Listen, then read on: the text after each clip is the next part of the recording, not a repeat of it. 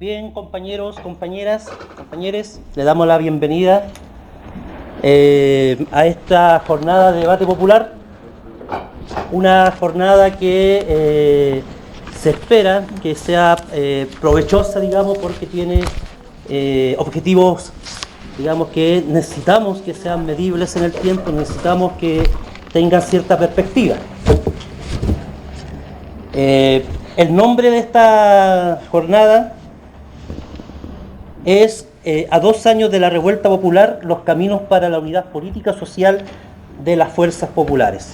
Ese es el nombre que desde el referente político social le hemos dado a esta jornada, que es parte, ¿cierto?, de la campaña por una nueva primavera de los pueblos en lucha. Una campaña que se inició, ¿cierto?, en septiembre o a finales de agosto y que ha tenido bastantes distintos hitos en este transcurso del tiempo y que tiene por objetivo general principalmente presentar las líneas principales de balance de las luchas abiertas desde el 18 de octubre del 2019 a la fecha y las posibilidades de estimular líneas comunes de intervención política entre las franjas populares activas. Fíjense, hay dos aspectos que aquí habría que resaltar. Primero, líneas de balance de las luchas abiertas desde el 18 de octubre, cuestión que hay que empezar a hacer ya a 2 años ya de la revuelta, de nuestra revuelta popular, y las líneas comunes de intervención política, es decir, cómo abordamos esto en la perspectiva de la unidad, con perspectiva de futuro, con perspectiva también de ver cómo lo hacemos en adelante, dado estos 2 años, con todo lo que ha sucedido durante este transcurso. Esta jornada de debate se da en un marco político, en que se hace imperativo buscar aquellos aspectos que empujan al pueblo organizado a repensar el momento actual. Entonces ese es un llamado que nosotros, como desde el referente político social, pero también desde las organizaciones que están interviniendo en la realidad, en los territorios, nos plantea, nos interpela como la antesala de lo que podríamos denominar un segundo impulso más decisivo, pero también más planificado. La campaña política por una nueva primavera de los pueblos en lucha que viene impulsando, o que venimos impulsando desde la RPS en distintos hitos, las marchas unitarias, por ejemplo, la agitación callejera, los debates, los conversatorios, este mismo especie de lo que hemos denominado Octubre en 300 palabras, ¿cierto? Este concurso, que es, digamos, una muletilla, por así decirlo, pero lo que queremos es que el pueblo se exprese en sus propias palabras, ¿cierto?, cómo vio su octubre. Ese octubre desordenado, rebelde, subversivo, alegre. Este debate tiene relación con este segundo momento de un pueblo que se organiza, que va cambiando, que va mutando, que también se cansa, pero que también pone a disposición toda su fuerza creadora, su inventiva para enfrentar a todo un sistema que domina, que aplasta, que oprime, que explota y que no descansa hasta la extenuación de nuestros huesos, de nuestro cerebro, de nuestros músculos. Frente a ese sistema estamos enfrentados. El debate al que asistimos en estos momentos apuntan precisamente a incorporar en nuestro acervo combativo los nuevos pertrechos que el pueblo se viene agenciando para resistir los embates del bloque que ostenta el poder y que cree que la revuelta que empezó el 18 de octubre, y esto es muy importante para nosotros decirlo a los 4 vientos, terminó aquella noche negra, cierto, espuria, del acuerdo por la paz y la nueva constitución. De hecho, eso nos quieren hacer creer a nosotros como pueblo. Ya hemos tenido evidencia de lo que decíamos en nuestro primer encuentro cuando, en febrero, dábamos los primeros pasos del referente político social. El camino trazado por la institucionalidad no es el nuestro. Haremos el camino propio, como pueblo que organiza o que se organiza de manera independiente. Las y los que han involucrado o lo que los hemos involucrado en esa ruta, debemos ser capaces de asumir la responsabilidad ante el pueblo del fracaso de aquellos que optaron por en la patita dentro de la institucionalidad. Y deben asumir aquellos que han sesionado a pesar del clamor de las familias, de las y los presos políticos, de esas familias que sueñan con liberarlos, de las cárceles del empresariado y la élite corrupta. Hoy día renace una nueva primavera, una primavera plagada de luchas, una primavera en que nuevamente vemos a sectores importantes de nuestro pueblo organizado en sindicatos, por ejemplo, que salen a pelear nuevamente. Vemos y escuchamos los ruidos ya de los lápices de los estudiantes en la universidad, ya en los centros secundarios de estudio, en los liceos, que empiezan a volver a las aulas, pero empiezan a plantear sus propios requisitos para cómo volver.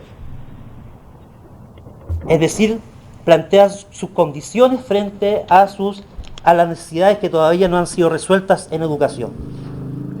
Es una primavera que también brota, es la que brota la lucha feminista. Lo vimos ya en la marcha del otro día, por el aborto libre y seguro.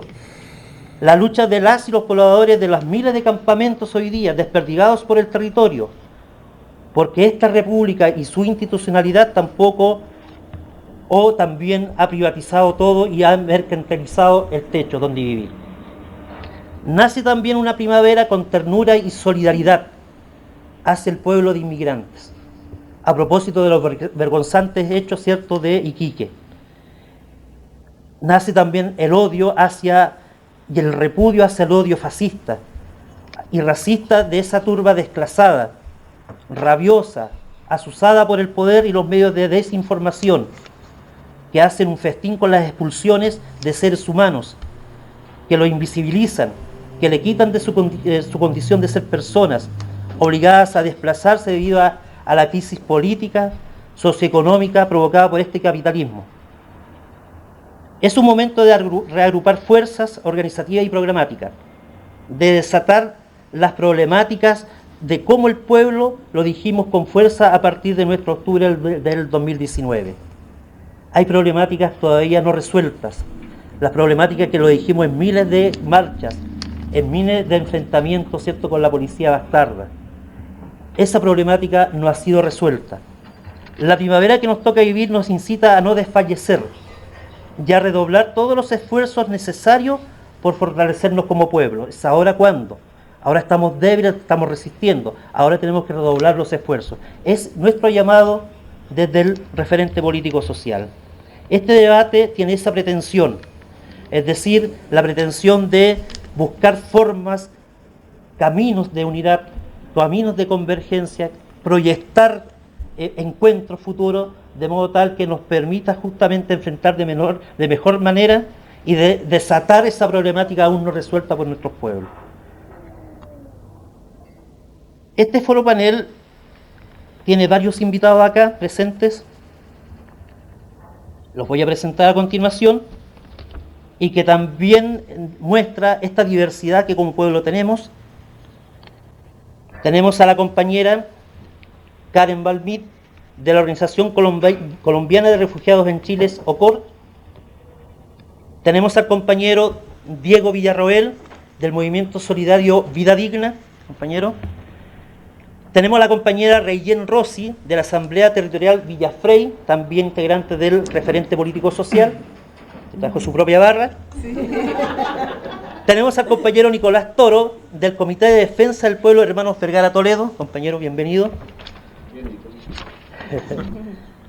Y bueno, voy a también presentar un poco cómo va a ser esta estructura, digamos, ¿ya? Tiene una estructura este panel. Van a ver en la primera parte exposiciones de los panelistas y de las panelistas de aproximadamente 15 minutos por persona, 60 minutos en total, que van a responder en términos generales. Ellos y ellas van a abordar desde qué punto de vista van a ir respondiendo dos preguntas motivadoras que se le llaman. Y las preguntas son las siguientes: ¿qué elementos de balance y lecciones relevaría usted de la experiencia de lucha desde el 18 de octubre del 2019 a la fecha? Esa es la primera pregunta. Y una segunda pregunta: ¿cuáles son y cuál es el estado objetivo y subjetivo actuales de las fuerzas populares de influencia en su región o sector? ¿Ya? Con esto queremos abrir un poco la discusión, el debate, la conversación, el diálogo. ¿Ya? Luego va a haber una tercera pregunta que también es un poco para ir abrochando de alguna manera esta discusión, de modo de ir perspectivando, ¿no es cierto?, cómo lo haríamos en adelante, cómo perspectivamos esta confluencia, esta convergencia entre las fuerzas populares activas, las que están interviniendo en la realidad. Una segunda parte, de unos 10 minutos más o menos, va a ser comentarios del público, lo que puedan escribir a través de las redes sociales y que nos están viendo, espero que sí, que no se pierda este debate, aproximadamente 10 minutos, y con las respuestas y si hay preguntas dirigidas a los panelistas, con las respuestas de los compañeros y compañeras acá presentes. Eso va a tener una duración de 40 minutos aproximadamente. Después viene el cierre. Eso es básicamente este debate, esa es la estructura general de nuestro debate. Y yo quisiera, bueno, los compañeros y compañeras acá presentes se van a presentar un poco más, si es que es necesario. Yo los voy a presentar en el orden que a mí me aparece aquí en el papel, para que abra un poco los fuegos. Yo sé que hay un poco de nerviosismo, pero yo creo que de alguna forma se va a superar en la medida que uno va interviniendo. Entonces va a empezar la compañera Karen Balbín, de la Organización Colombiana de Refugiados en Chile, OCORCH. Bienvenida, compañera. Bueno, gracias. Alabar, aplaudir, yo creo, este espacio, porque para entrar en materia, yo creo que una de las lecciones que nos dejó el 18 de octubre es que las fuerzas sociales y los movimientos sociales en Chile estaban muy atomizados. Y debemos partir por eso, porque estamos haciendo un esfuerzo a unir estas fuerzas, no solamente como uno o como un nosotros o como nosotros lo percibimos, sino también desde la diferencia, desde las diferentes experiencias que estamos ahí en construcción, a mano limpia, sin permiso y en la calle, que es lo más importante. Bueno, en cuanto a las balances y lecciones, yo creo que es innegable, creemos que es innegable la tensión con la institucionalidad, la institucionalización del proceso, en el marco de la pandemia, porque esto generó que las calles irremediablemente fueran quedando vacías y que incluso las organizaciones sociales, un poco mareadas con la situación, tuvieran que institucionalizar de cierta forma el trabajo en virtud de la convención constituyente. Eso por una parte. Otro balance que hacíamos como organización es que la protesta, cuando no supera el señalamiento de la problemática o de la demanda y no se levanta como una alternativa de poder, queda simplemente en mera denuncia, que luego ¿qué pasa con esa denuncia o con eso que estamos solamente exigiendo en las calles? Se resuelve, pero a través también del poder efectivo, ya que la protesta, yo creo que se limitó a señalar como los conflictos, pero sin ser poder. Entonces aquí surgía una pregunta específica entre todos nosotros, como respecto al poder. ¿Basta el poder de la denuncia callejera, como lo hicimos durante todos estos meses, para lograr los cambios efectivos en las estructuras económicas y políticas que rigen nuestras vidas?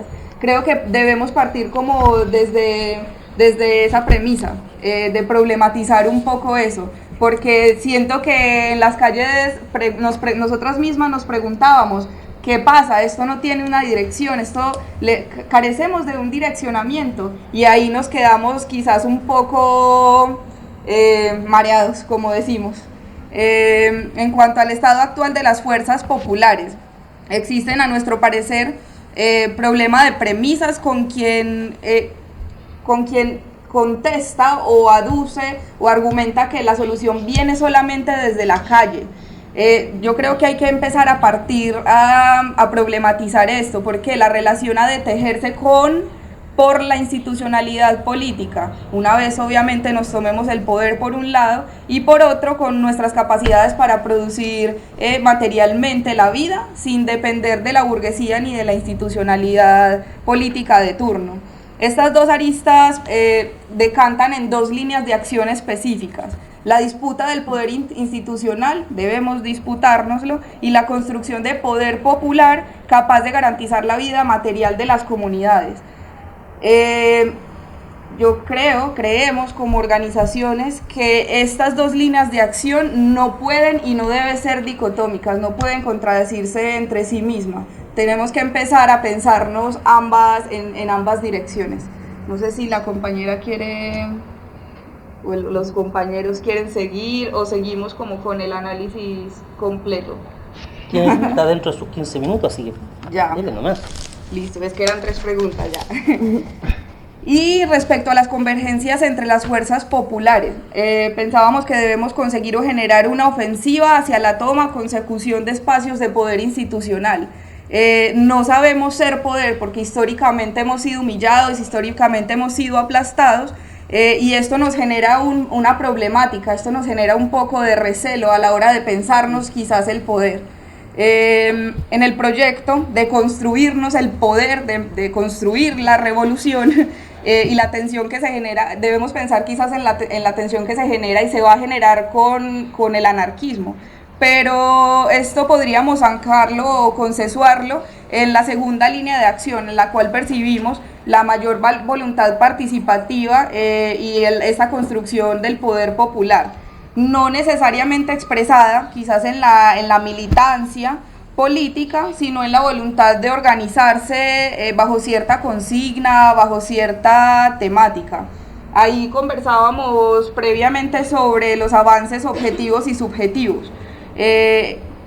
Y pensábamos, objetivamente, estamos creo avanzando en una ofensiva hacia la toma consecución del poder institucional, esto es necesario. Y en el ámbito subjetivo, esta voluntad organizacional, recalcar sí, obviamente, que la disputa del poder central no es necesariamente gubernamental, no pensarlo como históricamente nos lo han presentado, porque, por ejemplo, un gobierno, un poder central puede ser también un municipio o un territorio. Ahí citar quizás la experiencia organizativa que ocurre en Antofagasta, que lo están llevando a cabo, que se construye de esta forma, tienen un territorio liberado, por así decirlo, y se están pensando la consecución del poder. Las vías, bueno, creo que más tarde podríamos conversarlo, debatirlo, discutirlo, pero es bien interesante este ejercicio que surgió a partir incluso de lo que sucedió desde el 18 de octubre. Y a modo de investigación, para que lo miremos después, hay un ejemplo también de lo que sucedió en el sur del Tolima, en Colombia, Marquetalia con las repúblicas independientes. Fue un ejército que se formó a inicios con 2.500 hombres, pero ¿qué sucedió?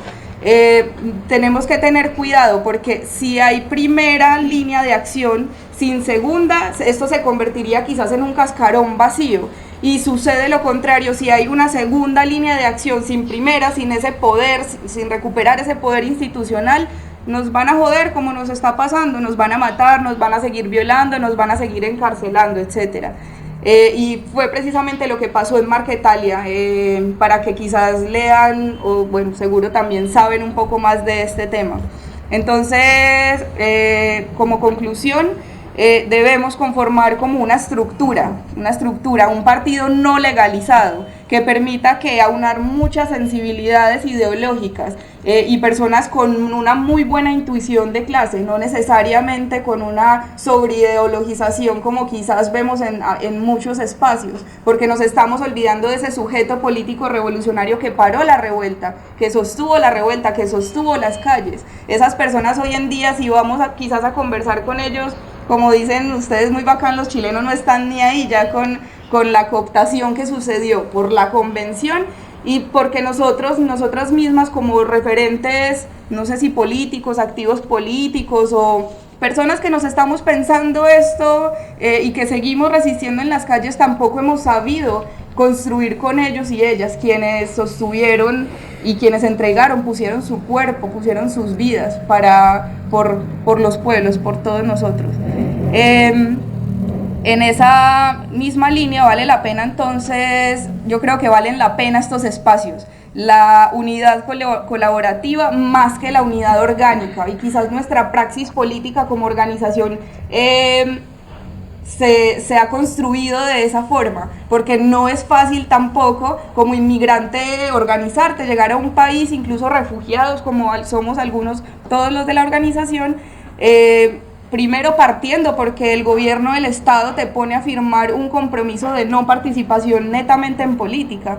Entonces es difícil partir desde ahí y nuestra praxis política ha girado más de esta forma, en buscar una unidad colaborativa más que quizás ese sueño de la unidad de orgánicas, que es bien complejo y creo que no tenemos tanto tiempo para hacerlo, y dicha unidad ha de hacerse bajo principios de horizontes de una construcción abstracta quizás del mundo. Hacia allá estamos caminando y bueno, ahorita podemos conversar un poco más.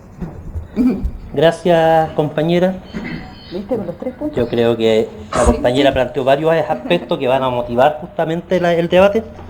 Así que, y estuvo dentro de todos los márgenes, digamos, de tiempo y de síntesis. Bien, ahora el compañero Diego Villarroel del Movimiento Solidario Vida Digna. Adelante, compañero. Sí. Antes quisiera repartir no sé si alguien me ayuda, al asistente. Bueno, me presento, mi nombre es Diego Villarroel, soy parte del Movimiento Solidario Vida Digna, como ya se mencionó, que como sale en la página 2 del coso que le están entregando, nosotros somos una organización territorial, ¿cierto? Que intenta federar organizaciones de base de distintos territorios. Como bien sale explicado ahí en el mapita, en Huechuraba existen, no sé, comité de allegada, asamblea, círculo de mujeres, una escuela comunitaria, un hoyo común, en La Bandera, donde yo me organizo y vivo también. Vale, gracias. ¿A nosotros? Ah, chulo. Hay 2 comités de allegadas, hay una escuela comunitaria que empezó nuevamente, una asamblea de mujeres. En Los Espejos igualmente existe otro comité de allegada y una escuela comunitaria. Y en San Joaquín, que es un territorio nuevo que se nos unió, solo un comité de allegada. ¿Por qué quiero decir esto? Porque tenemos presencia en distintas comunas de la región metropolitana, con el fin, como bien dice ahí abajito, de construir comunidades organizadas. En nuestro rollo es tratar un poco de superar el viviendismo propio de los movimientos de pobladores como el nuestro. Y allí está la razón del por qué existen otro tipo de organizaciones. Ya para entrar al debate, es sobre la pregunta 1, y quizás pueda leer un poquito como para ordenarme más. Quisiera comenzar con una polémica que se ha suscitado en los últimos meses referente, y a propósito de lo que decía el compa igualmente, de cuál es la fecha de término de la revuelta, si es que esta ya finalizó. Si bien esta discusión no debe concentrar el debate de hoy, es válida la pregunta en cuanto al balance y las lecciones del mismo proceso. Yo creo que existe consenso de cuándo empezó a cuajarse la revuelta, ¿cierto? Entre la revuelta de las comunidades en Ecuador, las declaraciones de Piñera, el aumento de los 30 pesos y las acciones directas de las secundarias que yo creo que nos motivaron a todos a salir a la calle. Y me parece que a nivel nacional se multiplicó con la declaración de guerra que nos hizo Piñera a nosotros como pueblo. Ahora bien, existe la diferencia en cuanto al término, si es que este terminó. Para algunas organizaciones aún estamos en revuelta, para otras no. Y allí yo me pregunto, como decía el compañero, ¿esta revuelta se cerró con el acuerdo del 15 de noviembre? ¿O duró hasta marzo del 2020, hasta antes de la pandemia? ¿O con la votación del apruebo, por ejemplo? Otra pregunta.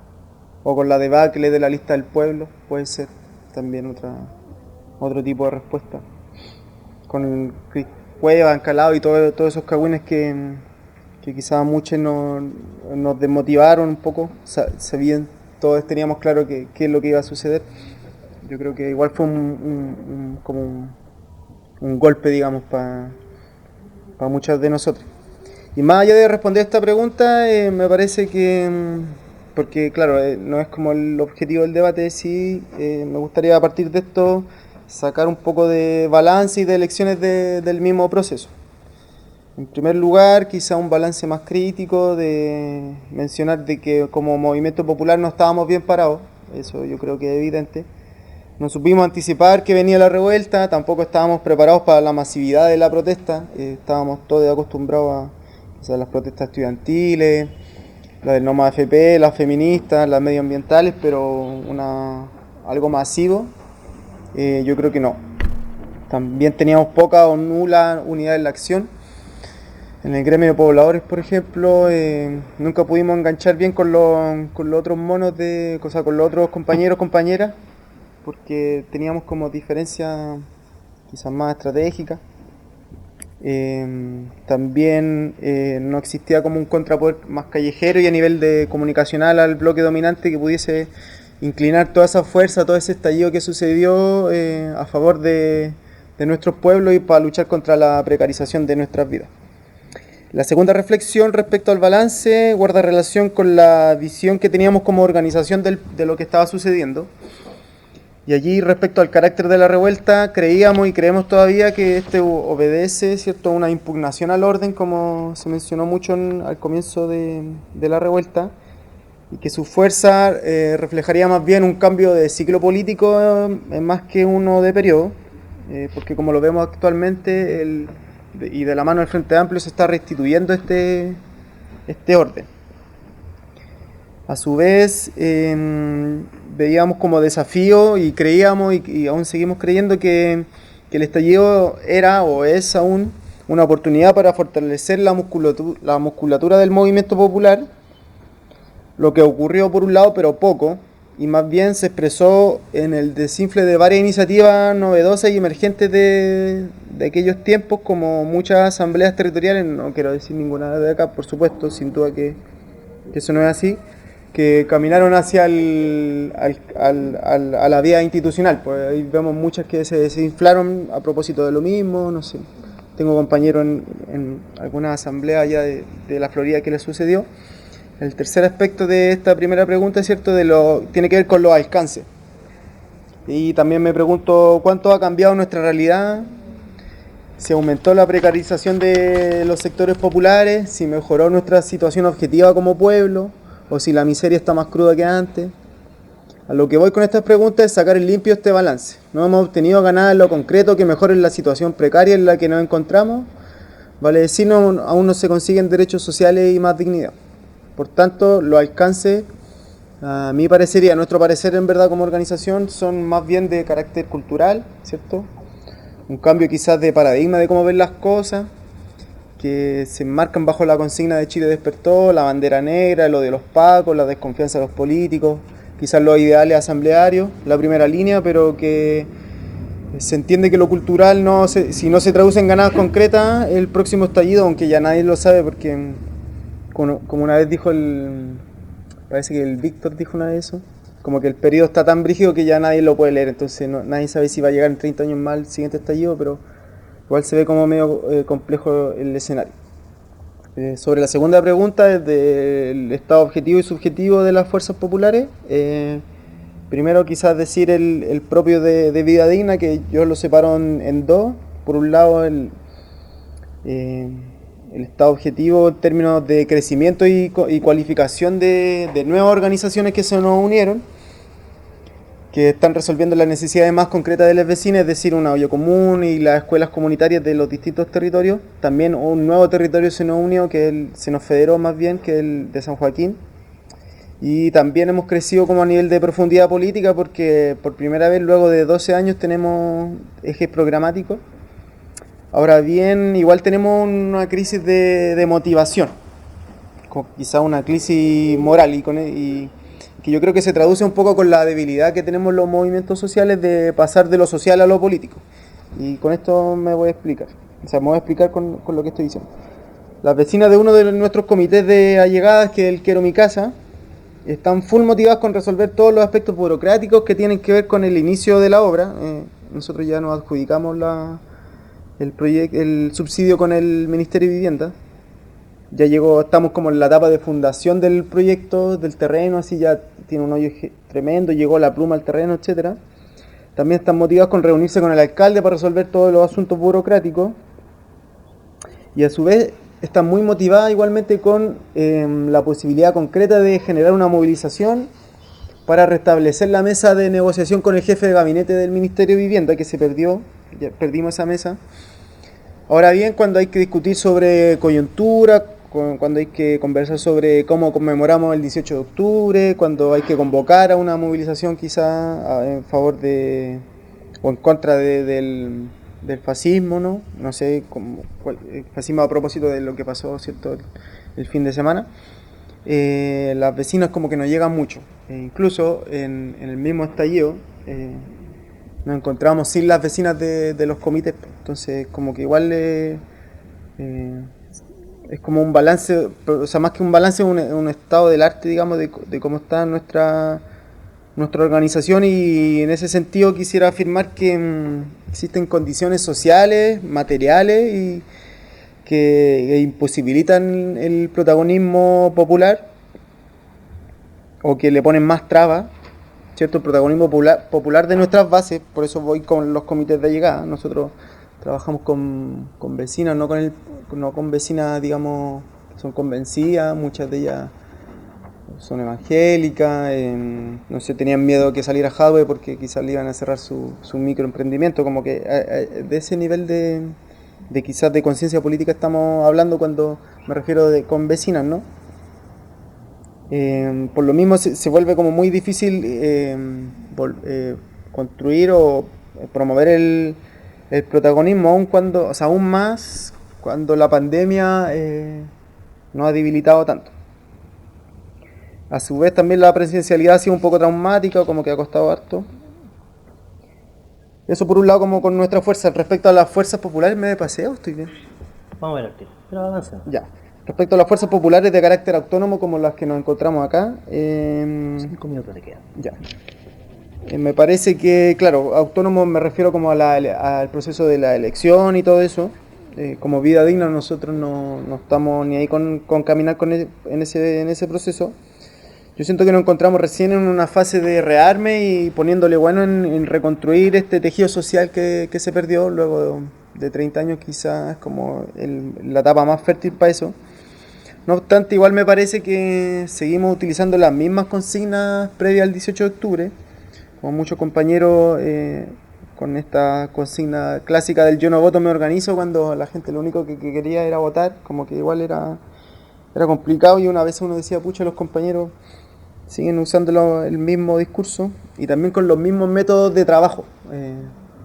Se convoca mucho como a los convencidos, las convencidas, y no como a ese público cautivo que nos supimos invitar de buena manera a organizarse, pues ese millón de personas que iban a la dignidad día tras día, todos los viernes se llenaba, como que toda esa gente, el bloque en el poder, los partidos del orden, ¿cierto? Como que supieron encaminar más toda esa voluntad de cambio en las elecciones, y de pronto mucha gente se desmotivó con lo de la lista del pueblo, pero aún así nos falta como movimiento popular esta chispeza un poco para sumar a esa gente. Creo yo que al menos es el objetivo de Vida Digna, y creo que debe ser de las organizaciones populares, como de sumar a quienes no estaban organizados.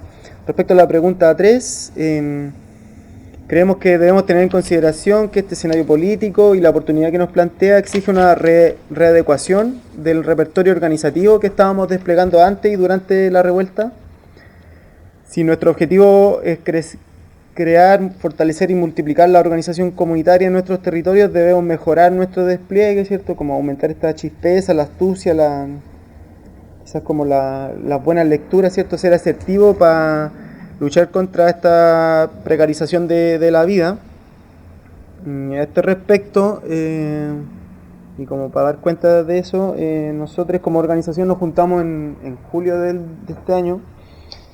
Digo, como toda la organización, no solo la gente de la bandera, como para construir, digamos, algunos objetivos que salen en la página 3, pero principalmente yo quería leer los de la página 4, que como mencioné al responder la primera pregunta, por primera vez tenemos una construcción programática, quizás puede ser como inicial, a lo mejor más débil, y quizás otras organizaciones pueden llegar a mejores elaboraciones.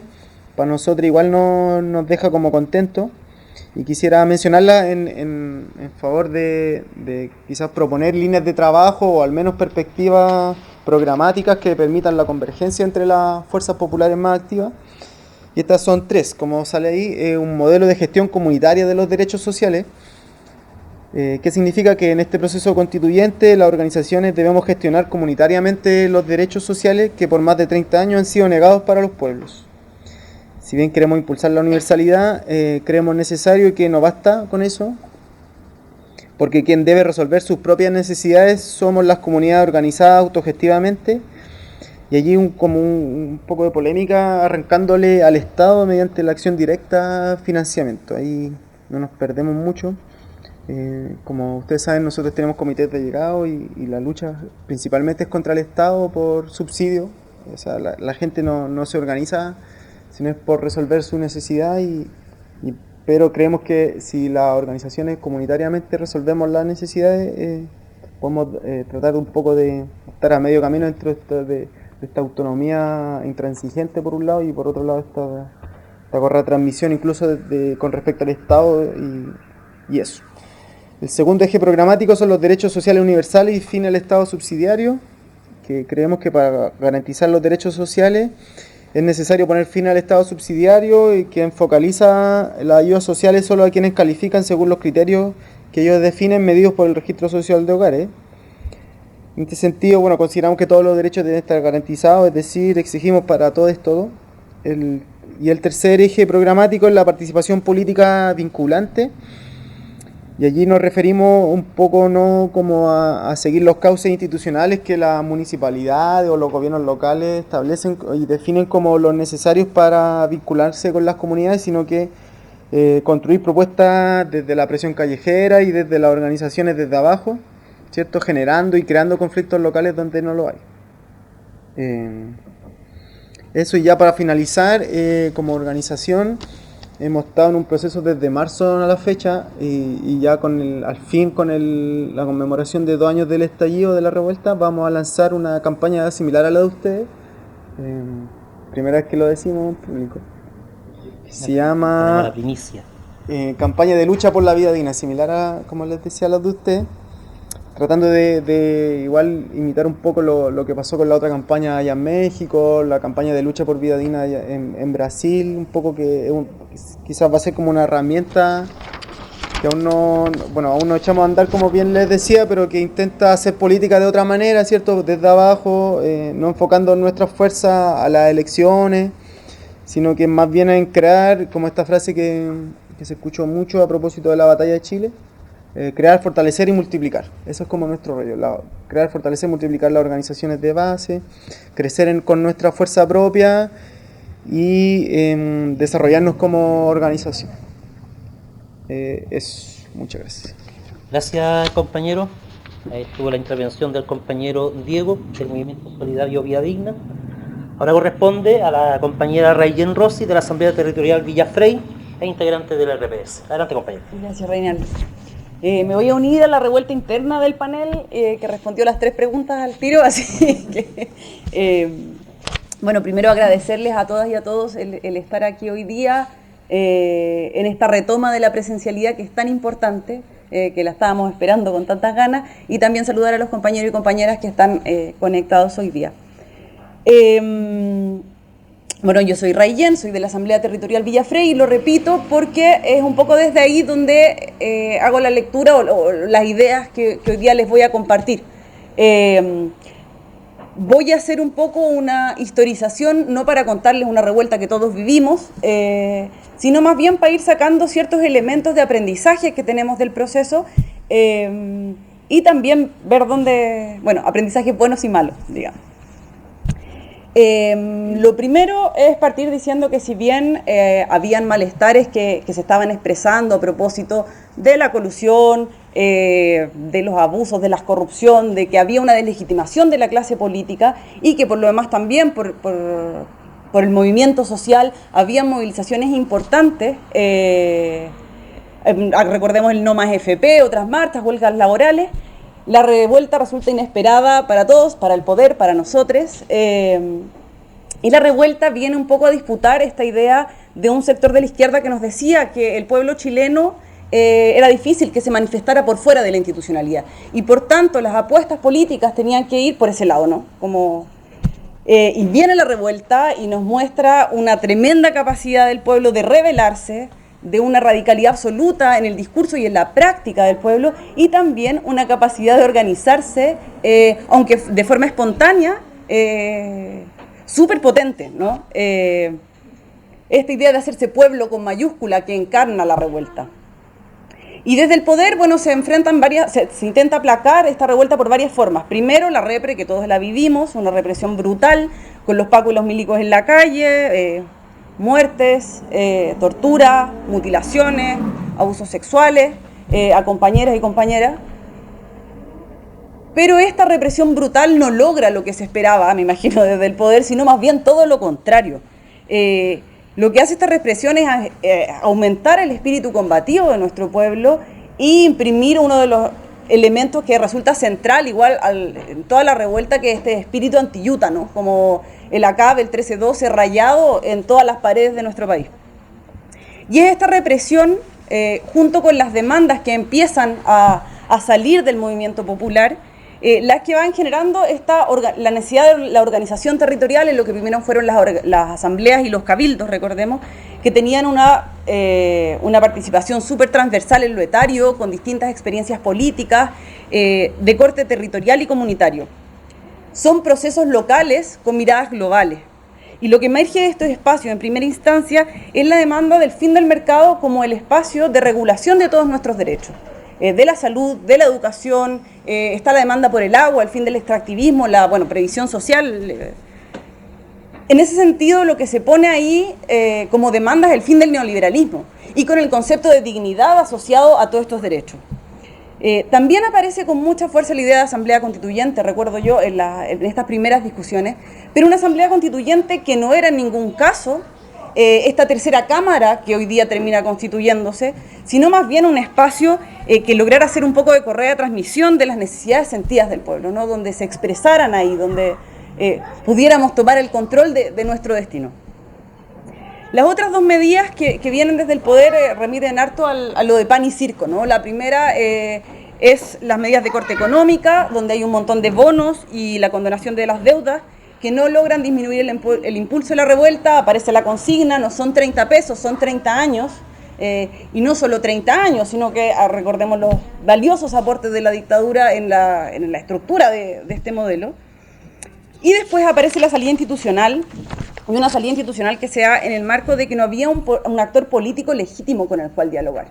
Recordemos que estaba ahí unidad social, pero que nunca al final logra tener piso, y que la demanda fuera de Piñera estaba tomando fuerza. En algún momento dijimos, la hacemos, digamos, como estaba ahí, se veía posible, y se firma el 15 de noviembre el acuerdo que mencionaba Reinaldo al inicio, recordemos, con firma de todos los sectores políticos tradicionales, exceptuando el PC, incluido el Frente Amplio, que le causa un poco de bajas ahí, bastantes incluso.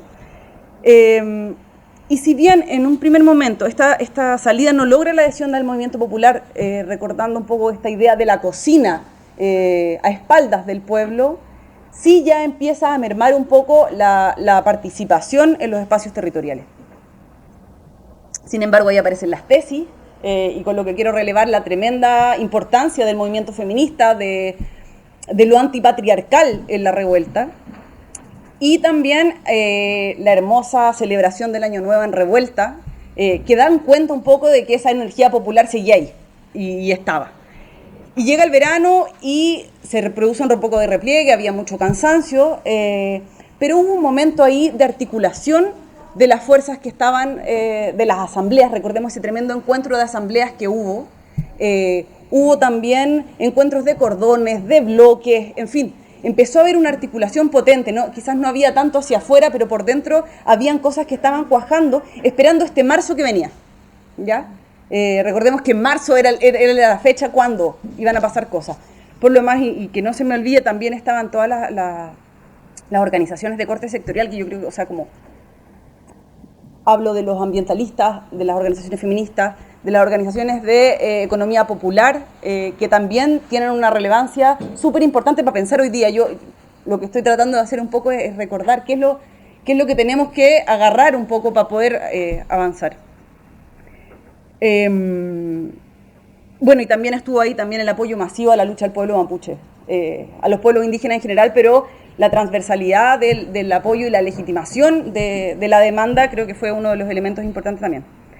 Pero llegó marzo, llegó la pandemia y llega el estado de excepción con el toque de queda, la prohibición de las reuniones, se despliega la campaña del miedo, la inseguridad, una ansiedad global gigante, que se produce como una hibernación de la revuelta, y que fue el momento propicio para la salida institucional, ¿no? Ahí, recordemos que ahí agarra fuerza el apruebo. De ahí pasa también de que no logramos, como organizaciones populares, lograr tener una referencia visible, potente, que se presentara como alternativa. Yo me acuerdo cuando uno hablaba con compañeros y compañeras que optaron por el apruebo, más bien me decían, pero es que no hay de otra. No fue un apoyo convencido, digamos, de vamos a votar por el apruebo, sino más bien es lo que hay, porque no logramos entonces cuajar un poco. Y por otro lado, las asambleas que no nos sumamos, que nos contamos dentro de ellas, compañeros, teníamos un poco esta discusión de cómo cuidábamos lo que habíamos avanzado en lo territorial, y cómo hacíamos que estas coyunturas desde el poder, que eran para dividirnos, no nos dividieran. Y eso implicó ser tímidos un poco en lo taxativo, cuando teníamos que ser taxativos y tajantes con respecto al deslinde de lo institucional, porque sabíamos un poco para dónde iba esto. No lo fuimos, pero tenía un sentido, ¿no? Tenía la razón de cuidarnos, de continuar, en fin.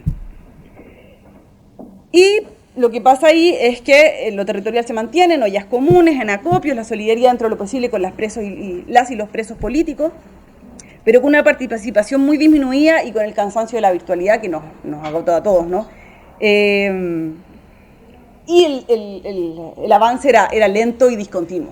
Yo recuerdo que cada vez que armábamos una cuestión se echaba para atrás porque la fase disminuyó y entonces como que no lográbamos agarrar ritmo, y pasaba que no solo teníamos asambleas virtuales, sino que teníamos teletrabajo y teníamos el cuidado de las niñas en las casas, que disminuía nuestro tiempo vital un poco de poner a disposición del proceso. Con este escenario en general, que es un poco lo que nos encuentra hasta hace poco, lo que podemos ver es que, sin embargo todo esto, sin embargo que nos hemos disminuido cuantitativamente, hoy día es posible encontrar organizaciones territoriales sostenidas por un activo político.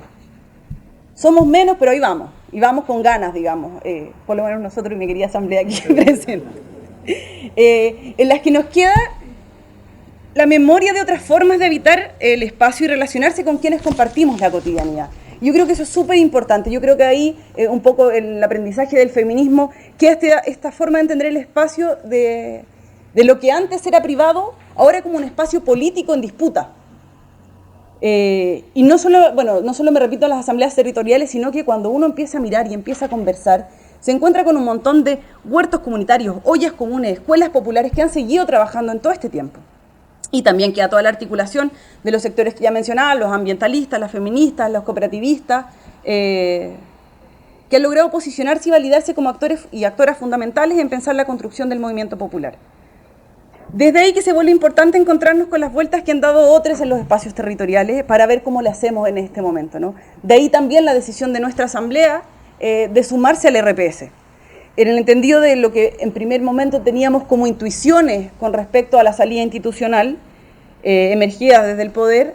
Con el tiempo y con los hechos políticos recientes, y no los voy a mencionar ni en detalle porque no es necesario, todos los conocemos, sentimos que ya no son intuiciones, sino que van siendo certezas, ¿no?, de los límites de ese proceso, y que la unidad no se construye en papeletas, sino más bien se encuentra se ve y se da en el encuentro cotidiano en la calle, en la organización conjunta y en el compartir las experiencias. Entonces es pertinente un poco contarles, y perdonen la autorreferencia también, de qué es lo que estamos perspectivando un poco desde el RPS como alternativa de aquí al cierre del periodo. En particular venimos trabajando en el desarrollo de un documento que se llama Plataforma de Lucha, ya lo mencionaba Reinaldo, que queremos discutir y compartir con todas las y los compañeros que estén en ánimos de construir una propuesta de un movimiento popular autónomo que tenga como sur la construcción del pueblo como sujeto. Es un documento inicial que seguramente tiene un montón de equivocaciones, hay un montón de recortes que hacerle y hay un montón que sumarle y agregarle y modificarle en razón de todos los aportes que puedan hacer las y los compañeros de otras organizaciones y movimientos que se puedan sumar. Este va a incluir una caracterización del periodo y un diagnóstico de la situación actual que nos permita tener una lectura compartida que dé paso al agrupamiento de las problemáticas urgentes de nuestros pueblos, desde donde poder construir una propuesta de intervención conjunta con acento en la autonomía. La idea es ponerlo a disposición como insumo para la discusión, para que en conjunto con la mayor cantidad de movimientos y organizaciones posibles, caminemos de manera horizontal la conformación de un Congreso de los Pueblos, que nos permita encontrarnos, conocer de nuestras prácticas y debatir, no solo para llegar a síntesis colectivas, sino a través de ellas para llegar también a insumos, para fortalecer nuestras organizaciones, en el entendido que desde estos espacios podremos juntos construir una referencia que visibilice una propuesta política alternativa a la salida por arriba. Con lo que decía la compañera, esto de la disputa del poder, bueno, vámonos un poquito antes y veamos cómo nos consolidamos para poder efectivamente disputar, porque hoy día todavía nos falta esa primera patita para tomar el impulso, ¿no? El año que viene yo estoy de acuerdo con el compa en el sentido de que está difícil vaticinar los eventos, está todo súper raro de leer, pero sí hay ciertas cosas que nos pueden dar una idea. Yo creo que primero, la crisis política del régimen en su conjunto, y no solo de la crisis de legitimidad de la clase política, sino de todas las instituciones, que surge y se profundiza en la revuelta, sigue estando ahí. La dignidad que se pedía asociada a los derechos aún no llega, y la liquidez que hubo este año a partir de todos los IFE y los bonos ya terminan las deudas de los servicios básicos que se habían congelado, hoy día hay que, o ya luego hay que ponerse a pagarlas. Y hay también una tremenda reducción del gasto público que van a generar un momento en que resulta más pertinente que nunca construir alternativas desde el movimiento popular. Una alternativa que canalice los anhelos populares de vivir de forma distinta. Una alternativa que se plantee a favor de la vida. En tiempos de pandemias, crisis climáticas y desplazamientos forzados, la disputa por la vida, así con mayúscula, se hace más pertinente que nunca. Eso.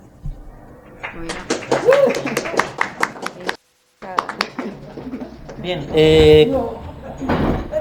compañeros, compañeras, ahora el compañero del Comité de Defensa del Pueblo, hermanos Vergara Toledo, compañero Nicolás Toro. Adelante, compañero. Gracias. Hola, compañeros, compañeras. Disculpen que me haya demorado un poquito.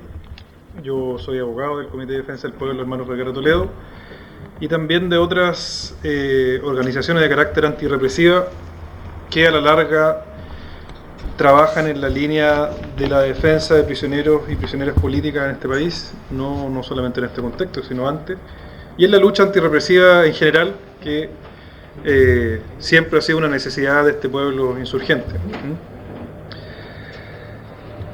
Por lo mismo, yo lo que puedo hablar, o los diagnósticos que me podría atrever a señalar, dicen relación con mi trabajo en particular, que es justamente el Frente Antirrepresivo.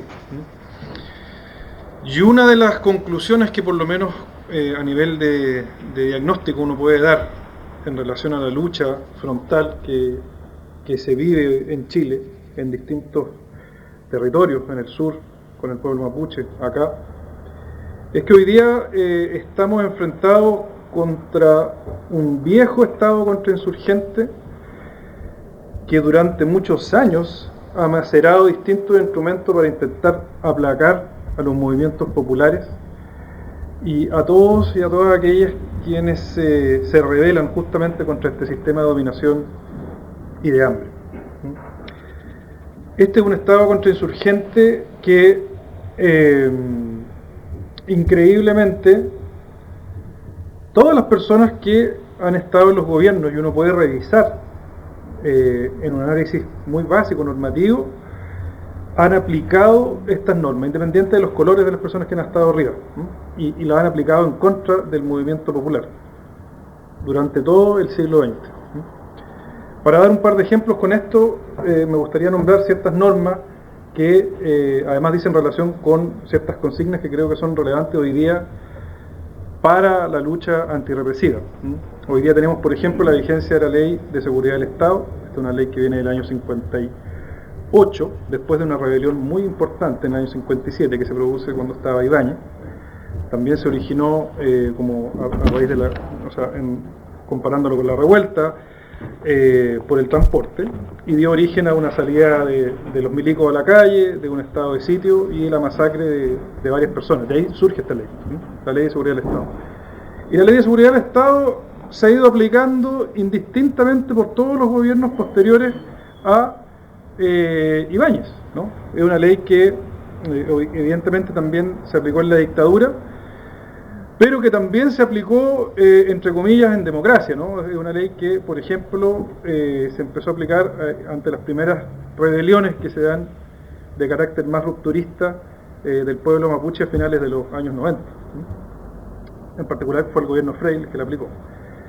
Y hoy día también la vemos reestrenada, obviamente, en la revuelta, para asegurar que los distintos compañeros y compañeras que se rebelen contra este sistema tengan como consecuencia la presión política, ¿no? O sea, la vimos que se aplicó de manera extendida en este contexto. También dentro de estas normas que son pilares de este Estado contrainsurgente tenemos la ley antiterrorista. La ley antiterrorista viene del año 1984 y se basa básicamente en la doctrina de la seguridad nacional, la cual está basada en la lógica del enemigo interno, ¿no?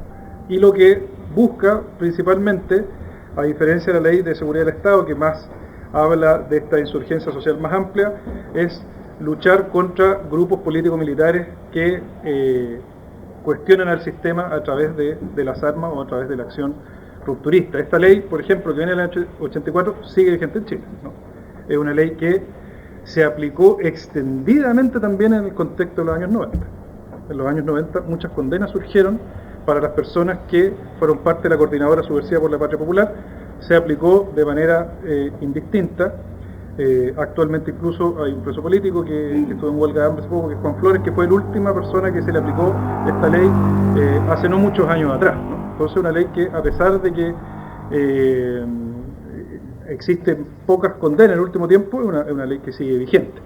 Es una ley que además ha sido absolutamente cuestionada a raíz de distintos escenarios de confrontación, en particular con el pueblo mapuche. Fue una ley que es tan grosera su carácter anticomunista y también antisubversiva, que no cumple con los estándares básicos del derecho internacional de los derechos humanos. Por lo mismo sufrió un revés muy grande en lo que fue en el caso de Norin Catrimán.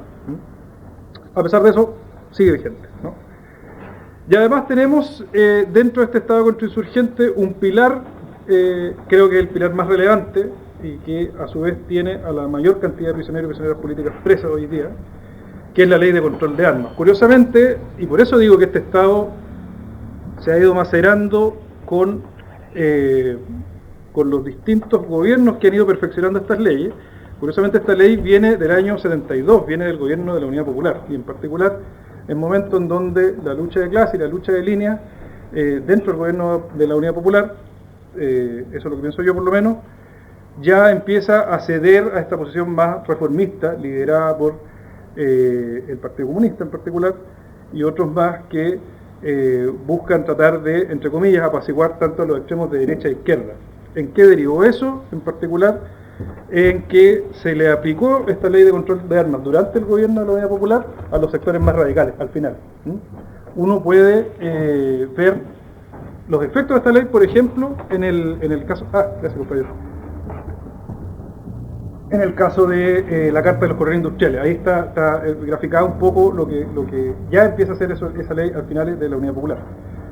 Pero esta ley se ha ido macerando en todos los gobiernos también posteriores. Evidentemente en la dictadura se aplicó bastante. Y yo creo que ya una vez terminado el conflicto de lucha armada en los años 90, esta ley pasó a ser el caballo de batalla principal de este Estado contrainsurgente del 2000 en adelante. Y lo digo ¿por qué? Porque es la ley que más ha tenido presos y presas políticas en los contextos posteriores. En particular, si uno analiza, la mayoría de la gente que está privada de libertad, como en su calidad de prisionero político, prisionera política, en el contexto de la revuelta, tiene que ver con esta ley. Y tiene que ver con esta ley porque justamente esta ley, de manera muy desapercibida, empezó a ponerse muy draconiana en relación a todos los conflictos de la lucha de clases que se vivían en Chile en el 2000 en adelante. En particular, tenemos la revuelta el mochilazo del 2001, ¿cierto? Después la revuelta del 2006 de los estudiantes y el 2011. ¿Qué derivó en eso? En que la ley de control de armas tomó ciertos elementos de combate histórico que tiene el pueblo para enfrentarse a las fuerzas represivas, en particular me refiero a la molotov o a las armas hechizas, y las dejó a tal nivel de gravedad su sanción que prácticamente la persona que se involucre con un arma en Chile, legítimamente para defenderse de las fuerzas represiva o para conquistar sus derechos, se asegura un poco la prisión política. La reforma más grave de esta ley la tuvo también, y eso hay que señalarlo, en el último gobierno de Bachelet. Bachelet fue la última modificación que hizo, en donde se exasperaron las penas de esta norma, y en particular se castigó muy duramente el uso de las bombas Molotov para generar prisión política. Y también para aleccionar a través de la represión a los pueblos que se levantan. Me refiero así porque hoy día, por ejemplo, uno de los eslabones más fuertes de este estado contrainsurgente también es la cárcel. Y en la cárcel es una forma de tercerizar de alguna manera la represión antigua, en donde existía la tortura y todas estas cosas, ¿no? O sea, los compañeros que, por ejemplo, lucharon en los años 80, en los años 90, en particular en los años 80, se enfrentaban a la CNI, a las torturas, todo esto. Hoy día, como el Estado ya no puede hacer eso visiblemente, lo que hace es que esa forma de represión la entrega a las cárceles.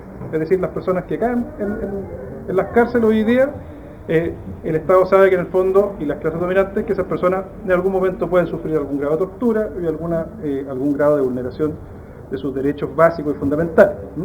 Y eso lo digo porque la persona que pisa hoy día una cárcel en Chile es una persona que está absolutamente vulnerada en todos sus derechos. Un ejemplo básico en relación a lo que fue la pandemia, la Fiscalía Judicial de la Corte Suprema hizo un análisis de las cárceles a raíz de la pandemia y determinó que de los 44.000 presos que alrededor existen en Chile, la mayoría son hombres, varones, más de la mitad de esas personas ni siquiera tiene cama en Chile, ¿no? Más de la mitad de esas personas no tiene cama propia, es decir, que tiene que compartir un colchón y está en las situaciones más indignas que existen, ¿no? Existe la esclavitud también en la cárcel, cosas de ese estilo, y evidentemente eso también es parte de lo que este Estado ofrece hoy día a la gente que lucha. Sin embargo, creo que cuáles son las dos consecuencias claras de todo este proceso y que se manifiestan muy nítidamente en la revuelta son, bueno, el aumento exponencial de la prisión política. Es una de las cosas que en la revuelta uno puede evidenciar de manera muy fácil. La prisión política en Chile existe hace mucho rato, siempre ha existido. Existió en la dictadura, existió antes, existió después, en los años 90, existió en el año 2000, existió en el sur con el pueblo mapuche. Eso siempre ha estado, pero ahora aumentó exponencialmente. Y esto aumentó exponencialmente justamente por esta evolución que yo les estoy planteando en relación a las normativas de este Estado contrainsurgente. Pero no solamente aumentó la prisión política, y yo creo que, porque uno no solamente puede estar dando como noticias pesimistas, aumentó también la radicalidad en la lucha y en los métodos. Y yo creo que eso es súper importante, por lo menos para mí, porque a pesar de todas estas leyes contrainsurgentes y las modificaciones, creo que uno puede constatar que goza de muy buena salud las formas de lucha radicales que de alguna manera también han permitido hacer retroceder a la gran burguesía, hacer retroceder a este estado de dominación y conseguir bastantes cosas, ¿no? Bastantes cosas. ¿Cómo voy de tiempo? ¿Te parece que no? 4 minutos. 4 minutos, ya. Entonces me voy a lo concreto. Yo creo que estas cosas a nosotros, por lo menos a quienes estamos en el Frente Antirrepresivo, nos dejan tareas inmediatas, que son asumir la lucha contra este Estado contrainsurgente y denunciar justamente cuáles son sus pilares fundamentales. Eso es pertinente hoy día y va a ser pertinente mañana. Y también fue pertinente ayer, ¿no? Entonces, por ejemplo, creo que evidentemente nosotros tenemos que luchar por la derogación de la Ley de Seguridad del Estado y por la derogación de la Ley Antiterrorista, ¿no? Porque esas leyes justamente están hechas para encarcelar a nuestros compañeros que se rebelan. También creo que tenemos que anular lo que fue la última reforma que tuvo la Ley de Control de Armas en el gobierno de Bachelet, que justamente ha permitido que los prisioneros políticos no accedan a penas sustitutivas, es decir, a penas alternativas a la cárcel, y que no puedan bajar sus penas. Es un tema muy técnico, pero creo que hay que luchar por la abolición de esa última modificación. Creo que también hay que luchar por la libertad de todos y todas las presas políticas, no solamente los de este contexto. Por lo mismo, creo que es muy relevante que primero existe una solución de amnistía absoluta para todos los prisioneros políticos, todos los prisioneros de la revuelta. Creo que también hay que eliminar la vigencia de las condenas de los años 90 que todavía existen. O sea, yo soy abogado, por ejemplo, de Mauricio Hernández Norambuena, él está condenado por delitos de los años 90. con presencia de los tribunales militares y con presencia de ministros de corte que, por ejemplo, decían que tenían odio parido a los comunistas, lo decían así derechamente, que respecto a la gente del movimiento juvenil Lautaro señalaban que eran subversivos, eróticos, no sé qué diablos, pero que obviamente demostraban que juicio justo nunca existió en los años 90. Las condenas de los años 90 todavía subsisten, está Mauricio Hernández Norambuena, y por ejemplo, Marcelo Villarroel todavía tiene viva una condena de como de más de 40 años, creo, por hechos de los años 90, ¿no? Entonces también eso yo creo que no es, éticamente nosotros no podemos tolerar una situación que todavía existan esas normas vigentes. Y también creo que es importante la derogación de la última modificación que existió en la ley, en el decreto ley 321, que básicamente tiene que ver con las libertades condicionales, porque justamente eso terminó no solamente desfavoreciendo a los presos políticos que podían optar, por ejemplo, Marcelo Villarroel en su libertad condicional en el año 2019, ahora puede postular como en el 2030 y tanto, o sea, sino que eso perjudicó a toda la población carcelaria que a la larga para este sistema son tratados como parias y el Estado lo único que les da es el palo y la represión, ¿no? Por último, la última cosa que me gustaría decir, evidentemente la tarea antirrepresiva es de todos y todas, no tiene que ver solamente con esta consigna de la legalidad, sino con la articulación social, con el poder popular y con la claridad de que nos enfrentamos a un Estado que groseramente va a intentar aniquilarnos, pero nosotros tenemos más fuerza y más convicción para salir adelante. Gracias, compañero Nicolás Toro. Bien, yo creo que bueno, los compañeros y las compañeras acá presentes en el panel un poco abordaron tres preguntas en general, en líneas gruesas, porque la tercera pregunta decía relación con cuáles son las líneas de trabajo que permitirían la convergencia entre las fuerzas populares activas.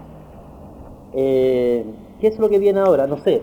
Se abre la palabra para los compañeros que están presentes acá, también si están conectados por internet, digamos, están mirando el debate, también tienen la posibilidad de hacer preguntas, dudas, también hacer algún comentario, y también para los y las panelistas acá presentes que también pueden hacerse preguntas entre ustedes si hay algo que plantear. Dejo abierta la palabra, no sé si alguien quiere intervenir de acá presente, primero los que están acá presenciales. Alguien que quiera apuntar a algo, digamos, hacer una pregunta en exclusiva a algún compañero o compañera acá presente. Pues hay mucha timidez. Compañero. Yo quiero preguntarle a los compañeros de Vida Digna.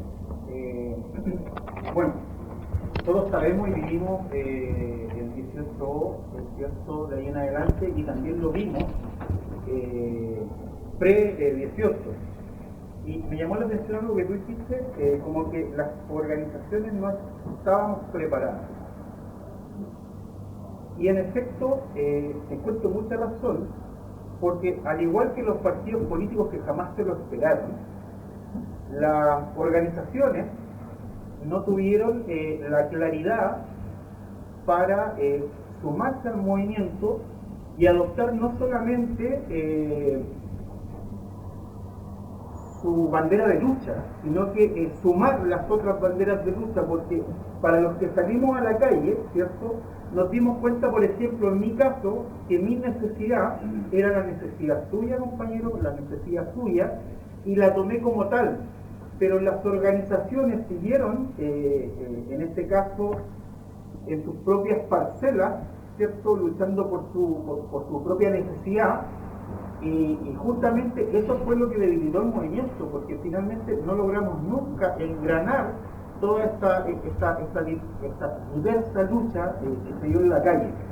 Y me hace mucho sentido lo que usted plantea con respecto al tema de los compañeros que están peleando por una casa, que a ellos se les acaba la lucha cuando reciben el subsidio, cuando reciben la casa, pero a los compañeros se les olvida que siguen con sueldo indigno, que la salud en Chile no es un derecho, sino que hay que pagarlo, que la educación tampoco es un derecho, y así un sinfín de otras necesidades. Entonces, en vista de que esa situación no ocurrió, de que ese engranaje no logró cuajar, ¿cuál es la visión o la perspectiva que hoy día tienen esas organizaciones en pos de la unidad de las luchas, porque yo todavía sigo viendo que los compañeros siguen defendiendo su parcela, pero en realidad no asumen, no sé, por poner un ejemplo, la gente que pelea por una casa, que también tiene que pensar que las empresas extractivistas están haciendo cagar el medio ambiente y si no estamos en este mundo nos morimos todos. Entonces, eso es un poco la pregunta que me gustaría hacer en el caso de la organización tuya, que me parece muy interesante. ¿Cuál es un poco la visión que tienen tu organización o por ejemplo, la organización de la compañera Rayén también, respecto de lo que pasó y que no logramos engranar versus lo que hoy día está, y que vemos que hay muchas organizaciones que están activas y que quieren luchar, pero que están dispuestas o no a asumir que la necesidad tuya también es mía? Eso, compañero. Tenemos más ¿O compañeros. esperamos más?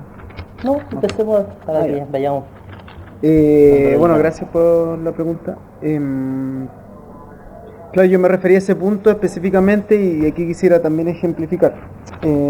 Apenas empezó el estallido, como Vida Digna nosotros no estábamos en Unidad Social, que era como el referente que había en ese tiempo, pero decidimos entrar ahí porque, teníamos la disyuntiva, teníamos esta disyuntiva. Por un lado estaba, claro, Unidad Social, apenas empezó el estallido, que era como donde estaban las organizaciones más consolidadas, no más AFP, Colegio de Profesores, o que nosotros creíamos que estaban más consolidadas, ¿cierto? Ucamao también estaba ahí impulsando.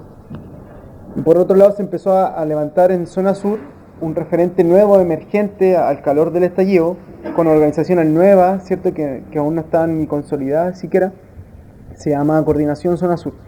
Y ahí en Vida Digna tuvimos la discusión, pues si es que nos íbamos a articular con las organizaciones que llevaban más tiempo y que se veían más sólidas y que por lo tanto nosotros creíamos que tenían más, íbamos a quizás impulsar más nuestra ejes de lucha, o nos metíamos en lo nuevo, en lo emergente, quizás en lo espontáneo, en lo desordenado también, porque lo nuevo, ¿cierto?, es difícil que tenga una consolidación. Y ahí tuvimos el error de meternos a Unidad Social.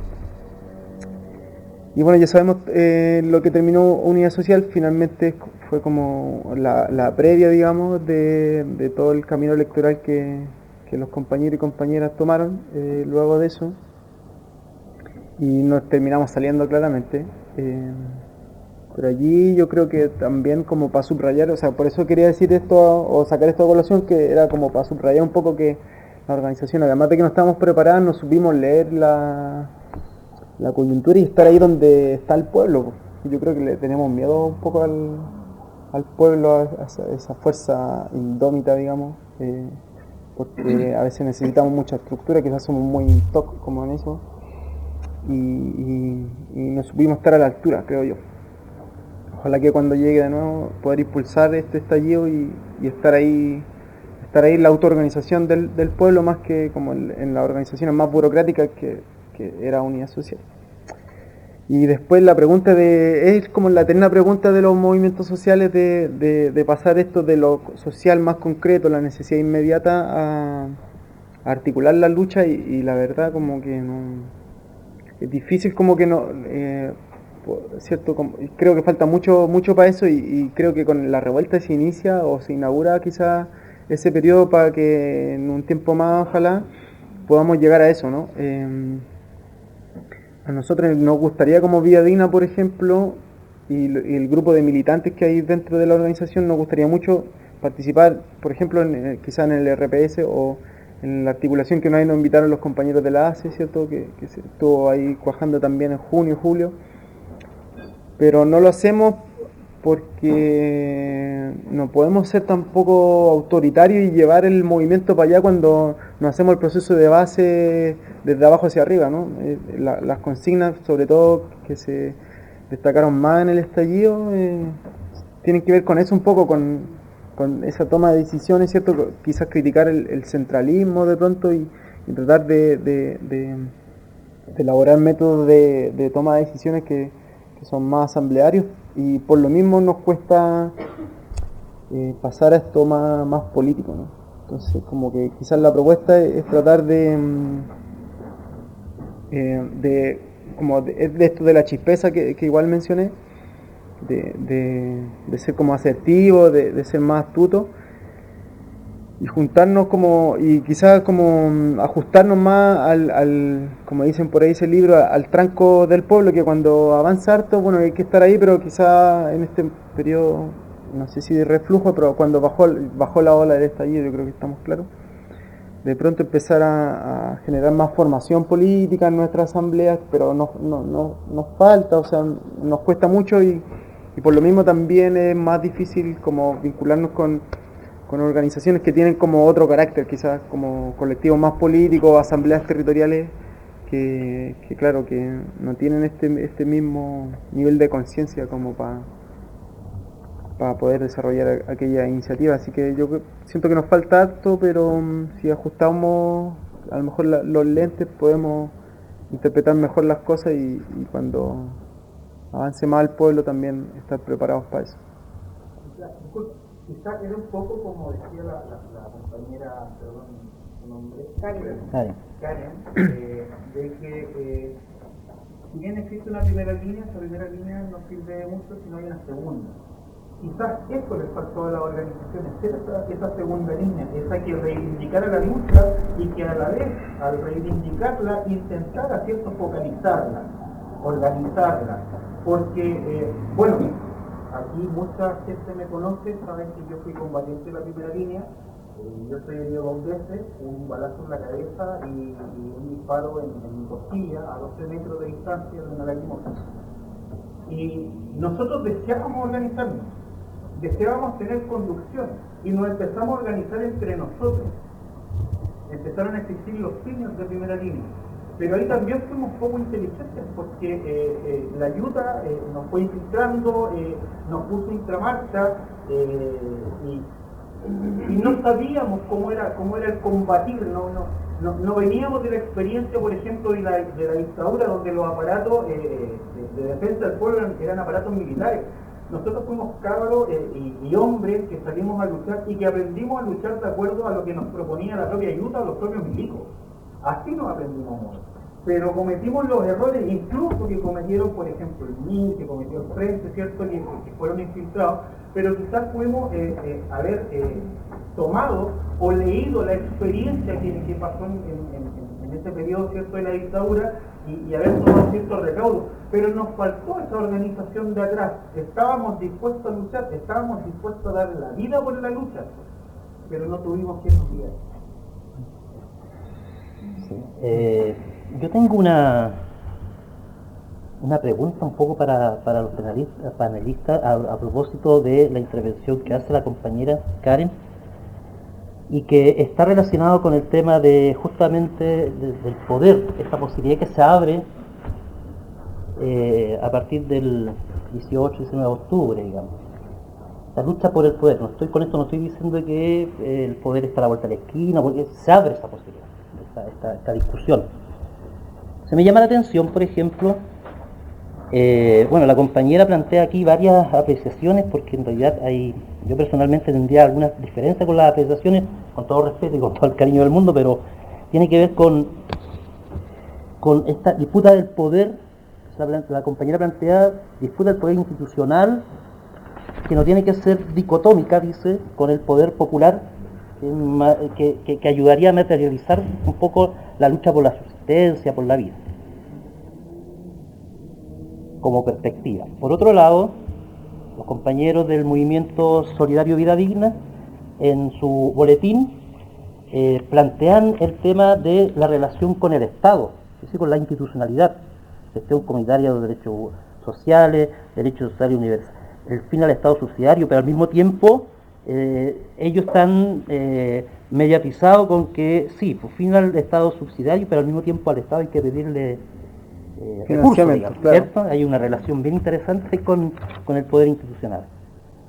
Por otro lado, la compañera Rayen, ¿cierto?, plantea esta idea de desatar un poco la problemática que están pendientes del pueblo, pero tampoco aborda y tiene una claridad en términos de que el camino no es el institucional, habida cuenta del balance que hasta hoy día lo hemos visto, digamos, más allá de los ejemplos concretos que hemos visto en el último tiempo, pero y también plantea la disputa por la vida, ¿dónde queda el Estado ahí?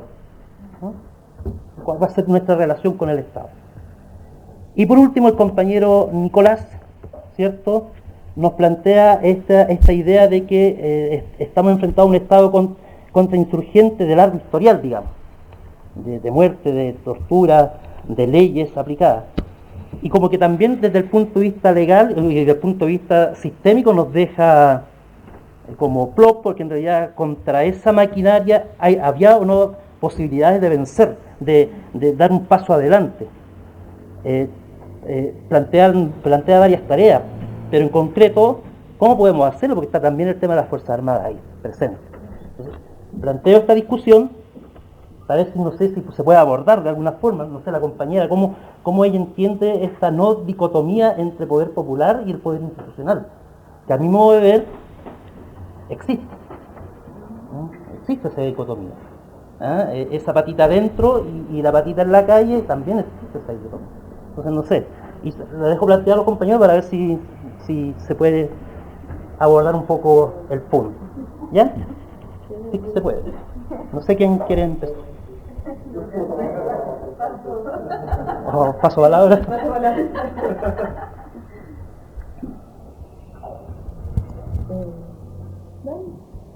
O sea, yo primero creo que voy a hablar a nombre mío y nadie más que mío, porque creo que esta no es una discusión que hayamos dado. La hemos tenido igual en la asamblea, pero creo que no hemos llegado a una síntesis. No hay acuerdo todavía. Bueno, construyamos. Y en el RPS también creo que no la hemos profundizado tanto, entonces esto es una respuesta mía y más bien, no sé si pueda decir una respuesta, sino más bien preguntas, ¿no? Como si tuviera la respuesta... Ya lo hubiéramos hecho. Sí, ya lo hubiéramos hecho, un poco... Porque es una tensión constante, digamos, y lo conversamos, de hecho, lo conversamos con la asamblea a propósito, lo conversamos hace poquito, hace como 2 semanas, a propósito del documento de la plataforma de lucha. Esa fue la discusión con la que terminamos un poco esa discusión, y tenía que ver con cómo efectivamente se articula todo esto del poder popular, de la consolidación de lo que decía antes, como esto del movimiento popular autónomo, pero que pareciera que de repente se olvida el poder. Pareciera que cuando hablamos de eso, a veces como que tendríamos que ir a constituir una pequeña comuna para vivir de forma distinta, digamos, y como que nos olvidáramos un poco de esta disputa del Estado, y efectivamente conversamos que no se trataba de eso. Cómo conjugar lo institucional con lo otro es la pregunta, pero yo por lo menos me la respondo, y en mis cavilaciones en la ducha, yo en la ducha pienso, de que no podemos todavía, o sea, que lo institucional en algún momento hay que tocarlo, si tampoco podemos hacernos los locos de que ese espacio no existe. El problema es desde dónde uno disputa también lo institucional.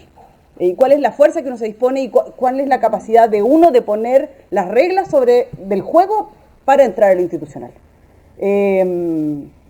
Porque hoy día, como están las cosas, la entrada a lo institucional es la entrada que se pega a la lista del pueblo, que vemos cómo termina, digamos. Entonces, yo aún no respondo así el camino, cómo se camina ese camino, digamos. Lo que sí sé es que esa disputa, en el estado actual de las fuerzas, no tiene sentido. Porque estamos hoy día destinados a ser, o sea, cooptados por ese espacio. No tenemos la capacidad todavía de poder disputarlo como se debe disputar si es que tomamos esa decisión, ¿no? Yo no soy en ningún caso contraria, por ejemplo, a las elecciones, que es una discusión larga que dimos a propósito de todo el apruebo, es algo que cruzó, creo que todas nuestras asambleas, digo nuestras porque me imagino que es la discusión que se da en las asambleas en toda esta coyuntura, ¿no? Como, ¿por dónde le hacemos, cachai? El tema es que así no, es lo que decía, como finalmente la síntesis era como, eso hay que disputarlo, sí. En algún momento, sí. Insisto, esto me lo respondo yo no soy a priori en contra de las elecciones. Lo que sí creo es que es desde otro lugar, y desde un lugar que implique una articulación, un poco lo que decía el compa recién, como de las distintas fuerzas sectoriales, no pretender que desde la unión de las asambleas territoriales vamos a... No, hay que hacer una cosa distinta, digamos, y donde esto de la parcelación de las luchas ya no va. Y eso creo que es el gran aprendizaje que hemos tenido desde lo territorial, que nos sentamos ahí siendo pobladores, siendo estudiantes, siendo trabajadoras, domésticas y asalariadas. En fin, estamos ahí poniéndonos en toda nuestra gama de seres, digamos. Y yo creo que desde donde hay que caminar un poco, esto de terminar un poco la sectorialidad y poder mancomunarnos para discutir y para poder efectivamente generar esta propuesta, una propuesta que visibilice y dispute una alternativa que la cache mi mamá, que mi mamá es bacana en todo caso. Pero no, o sea, hoy día yo le hablo de esto que estamos discutiendo aquí y me van a mirar con cara marciana, pues como, ¿qué es lo que estáis planteando? ¿Cachai? Como, ¿dónde se firma?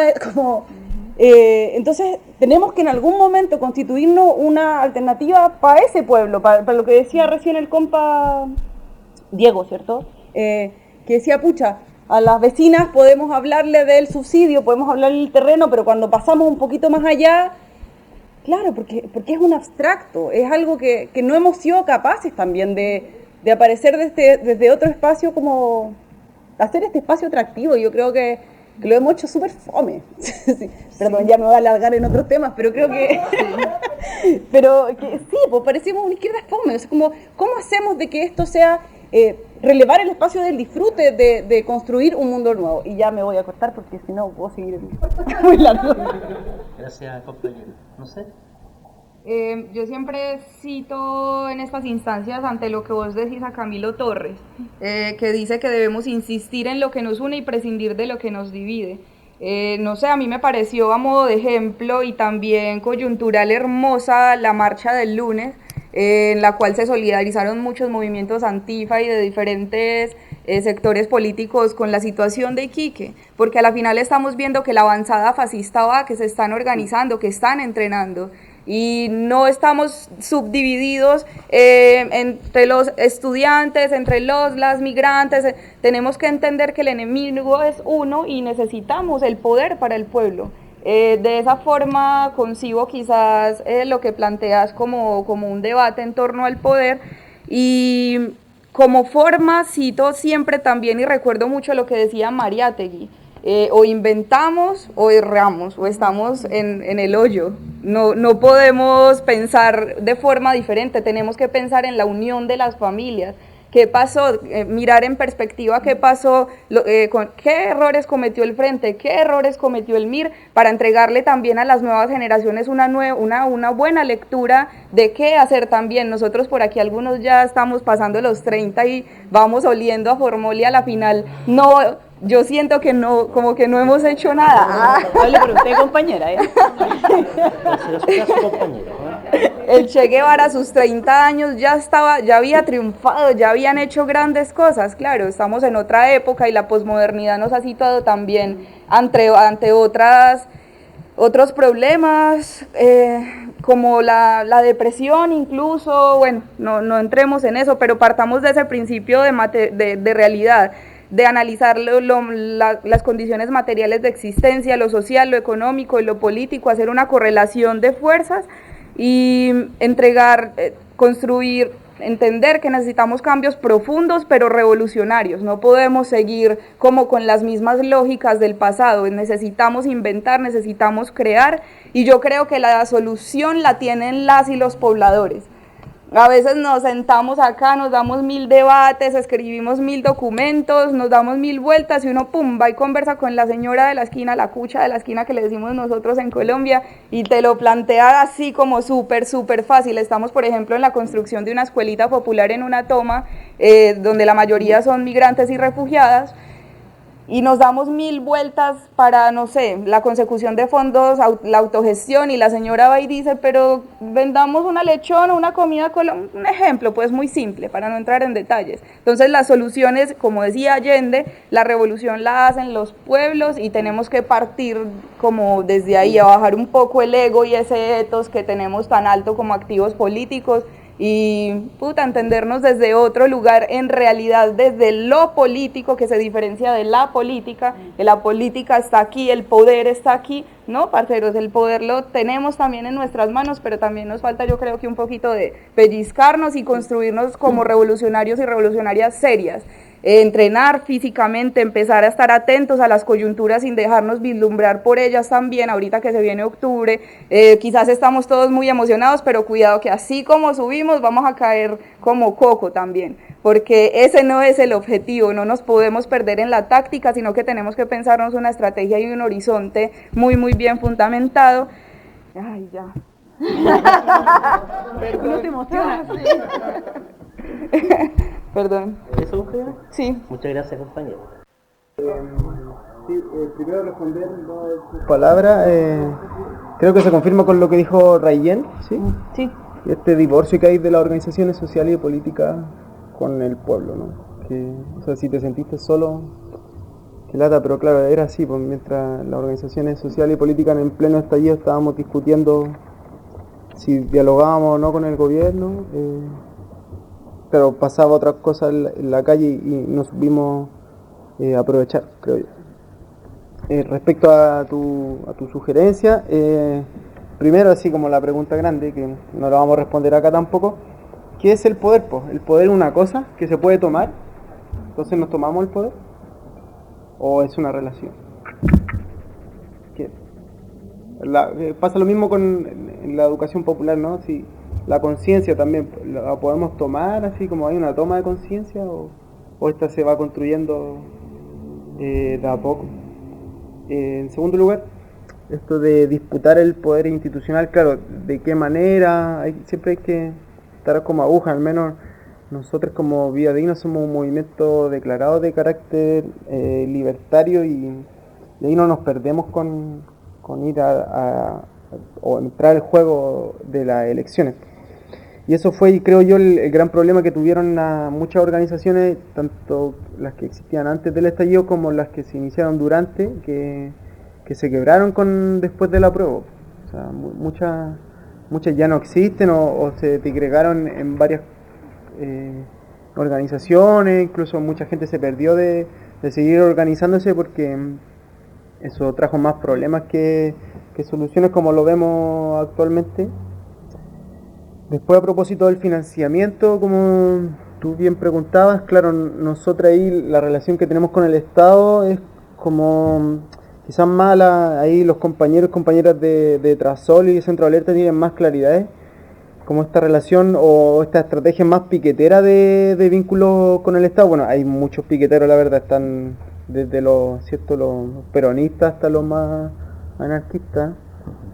Hay como un mundo dentro de los piqueteros, pero a nosotros lo que nos gusta como de esa estrategia más movimentista, ¿cierto?, más piquetera, de vínculo con el Estado, tiene que ver un poco con ampliar esta concepción de autogestión, no como el ideal anarquista de una sociedad autogestionaria, sino que más bien autogestión, no solo como hacer esto de, ¿cierto?, el plato único, el hoyo común, qué sé yo, las peñas, qué sé yo, que eso igual quita mucho tiempo, sino que también un poco recuperar algunos fondos que el Estado nos puede dar, sin duda con unos principios bien claros. Creo yo, si esas cosas no están ajustadas de un comienzo, puede existir cooptación por parte del Estado, pero a nuestro parecer y la necesidad de nosotros de postular, ¿cierto?, o de intentar recuperar estos recursos que existen allí, que están a disposición, si es que no los disputamos nosotros, van a ser otras las organizaciones que los van a obtener. Es por un lado para dotarnos de infra. Creo yo que las organizaciones sociales, populares, al menos las poblaciones no tenemos infra suficiente, la precarización de la vida está como brígida, Allá en La Bandera, como en todas las poblaciones, el hacinamiento así está bomba. Después de la pandemia, mucha gente que arrendaba volvió a las casas de sus mamás, entonces hay 15, 16 personas por terreno, mucha autoconstrucción, el IFE y los retiros igual han ayudado a eso. Y no tenemos infra como pueblo, como al menos para evitarnos pagar un arriendo. Estamos re mal en ese sentido y si postulamos a subsidios es como para eso. Y eso nomás, ¿no? Eso. Quizás como para redondear y para finalizar la idea, me parece que claro que esta estrategia más piquetera que nosotros adoptamos, más movimentista, bien digo, creo que igual no se ha difundido tanto acá en la región chilena. Como que pasa mucho que estos vínculos con el Estado y con los recursos como que igual se ve como, o muchas organizaciones a nosotros nos ven como amarillos, allá en el territorio sobre todo. Como nos dicen, ustedes que claro se jactan de libertarios, pero igual tienen reuniones con el Estado o se vinculan con él, pero creemos que es como la manera un poco de subsanar la mierda en la que vivimos. Como un periodo de transición, quizás, no sé. Eso. Gracias, compañero. ¿Compañero? Vale. Bueno, siempre que uno da cuenta del estado de la represión, suena como algo bien duro. Y bueno, es así, pero eso obviamente era lo que quería, o sea, no quería que quedáramos con un poco en esa sensación de lo que decía, ¿no? Sino con una visión más optimista. ¿Y por qué? Porque yo creo que evidentemente, a pesar de estas modificaciones y este perfeccionamiento del aparato represivo, nosotros y nosotras siempre tenemos la posibilidad de luchar contra él y de ir mermando hasta en los escenarios más difíciles. Este bloque que podemos ver, ¿no? Estas leyes que le decía en concreto, pero que es mucho más obviamente que las leyes, es la policía, es una doctrina, bueno. Y creo que incluso uno puede remontarse a procesos no muy lejanos, ¿no? O sea, si uno analiza, por ejemplo, en el caso de los prisioneros y prisioneras políticas, la mayoría de la gente que estaba privada de libertad por motivos políticos, ya en el año 2004, por ahí, ¿no? Había una camada grande de compañeros y compañeras. Todo ese conjunto de personas estaba condenado a penas altísimas. Es decir, ¿no? Yo creo que si hubiesen seguido cumpliendo sus condenas, evidentemente hoy día estarían presos o habrían muerto incluso en la prisión, ¿no?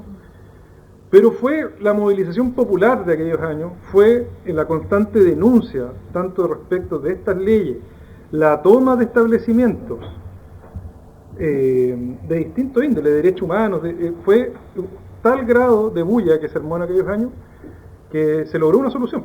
O sea, esa gente, esos prisioneros y prisioneras políticas subversivas de aquellos años, lograron su libertad, ¿no? O sea, lograron su libertad, me refiero por lo menos que dejaran de estar en la prisión. Y en un transcurso de más o menos, desde la gente que había estado un poco más de 10 años, ¿no? Pero era gente que estaba condenado a cadenas perpetuas y cosas por ese estilo, o condenas muy largas. Y lo que te demuestra que, como las leyes tienen un origen muy político, en la medida que la lucha política tenga legitimidad, tenga masividad, tenga radicalidad, yo creo que siempre se pueden torcer estas barreras. O sea, siempre se pueden torcer estas barreras. Las condiciones en las cuales se pudieron torcer esas barreras en el año 2004, yo creo que son mucho más adversas incluso a las que se viven hoy día, ¿no? Son más adversas, me refiero, a nivel de condenas, por ejemplo. Los compañeros y compañeras que hoy día están privados de libertad, en el contexto de la revuelta, me refiero, son gente que están tirando condenas altas, pero evidentemente no son las condenas que daban en aquellos años. No estoy refiriendo al año 2000, o sea, la gente que estaba privada de libertad en aquellos años, ¿no? Entonces creo que si se pudo hacer retroceder al poder en el año 2004 con condiciones más desfavorables, por supuesto que hoy día podemos hacerlo de nuevo, creo yo. Presupuestamente que lo podemos hacer.